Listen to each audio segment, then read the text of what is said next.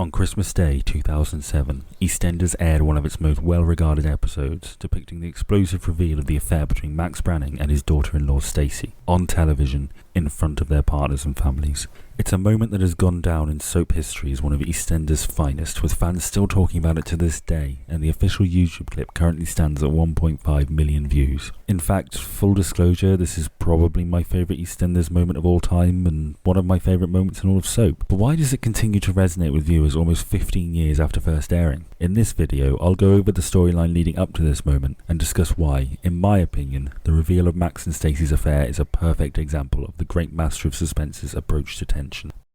I want to introduce you to Bradley. He's one of Jim's grandson. We're showing him the square. Bradley Branning, played by Charlie Clements, made his first appearance in Albert Square in 2006, living with his grandfather Jim Branning, John Barden, and step-grandmother Dot, June Brown. Soon after arriving, the geeky and straight-laced Bradley befriended outgoing party girl Stacey Slater, played by Lacey Turner, and the two eventually began dating. While the relationship was quickly embraced by fans, things took a turn for the worst when Bradley pushed Stacey to abort their child for the sake of his career, and the relationship eventually came to an end following a brutal argument after Stacey embarrassed Bradley at a work event. Do you know the reason I didn't get a baby? It's because I couldn't bear the idea of bringing up a child with you. Getting stuck. Once Stacey returned to the square, she trashed Bradley's car, but was interrupted by Bradley's father Max, played by Jake Wood, and she soon struck upon a far better way to get revenge. No one can know about this, Stacey. I promise. Serial philanderer Max Branning moved to Albert Square in 2006 with wife Tanya, played by Joe Joyner, and daughters Lauren, Madeline Duggan, and Abby, Lorna Fitzgerald. In Max, Stacey saw the perfect means by which to hurt Bradley, and so set about trying to seduce him. And while Max initially turned Stacey down, he didn't resist for long, and soon the two were carrying out an illicit affair. While the relationship began as nothing more than a bit of fun for Max and the chance to get back at Bradley for Stacey, the situation soon became more complex, and Stacey confessed that she'd fallen in love with him, giving Max an ultimatum. If he didn't tell Tanya, she would. Choosing a third option, Max took his family on an impromptu holiday to Spain for a few weeks, hoping Stacey would have seen sense by the time he returned. While Max was away, however, Stacey and Bradley rekindled their relationship, and the pair got engaged soon after Max returned, much to his horror as he realised that he was, in fact, in love with Stacey. Max's attempts to persuade Stacey to leave with him failed, and before long the wedding day was upon them. Shortly before the ceremony, Max once more told Stacey how he felt about her, and the two shared a kiss. Unbeknownst to them, however, they had been caught on video. Max's daughter Lauren had been making a video record of the day as a gift to the newlyweds, and had left the camera running in the main bedroom to get additional footage. Appalled at what she saw, Lauren burned the footage to DVD and wrapped it as a Christmas gift to Bradley and Stacey. When the big day arrives, the gift is opened, the DVD is played, and the affair is revealed to Bradley,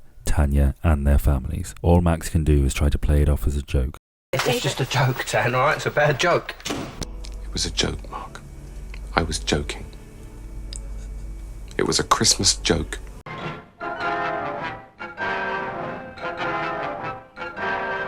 The famous Hitchcock interview you might have seen where he discusses the difference between surprise and suspense. You must let the audience have information. You and I are sitting talking, we'll say, about baseball. Suddenly a bomb goes off and the audience have a 10-second terrible shock. Tell the audience at the beginning that under the table, and show it to them, there's a bomb and it's going to go off in 5 minutes. What are the audience doing? They're saying, don't talk about baseball. There's a bomb under there.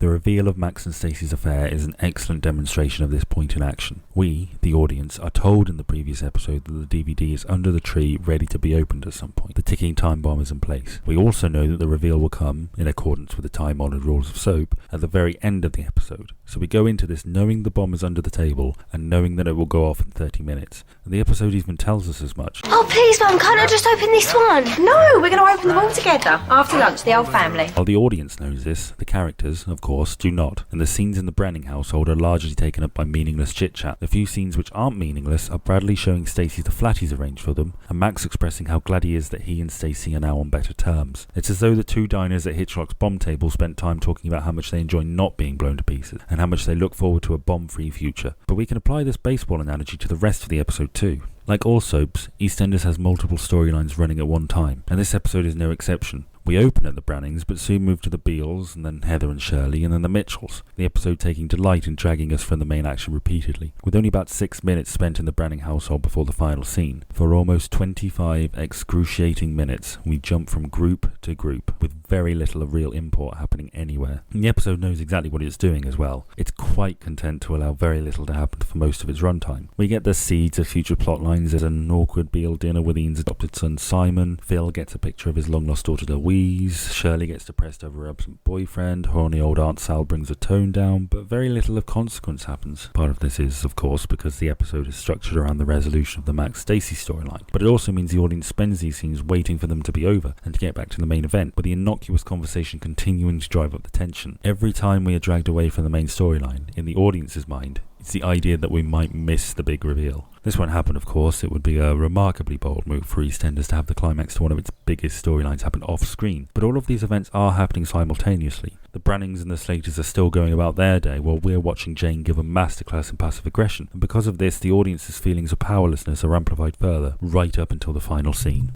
Yeah, I'll stick it on. Yeah.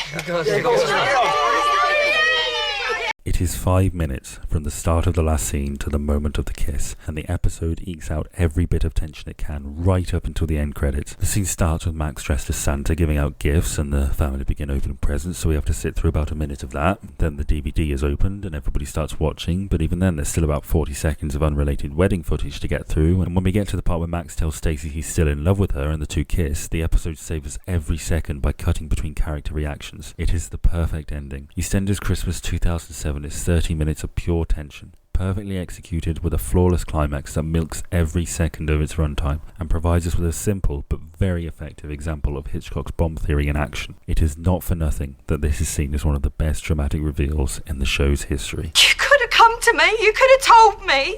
It's all the drama, I just love it. Oh, I know.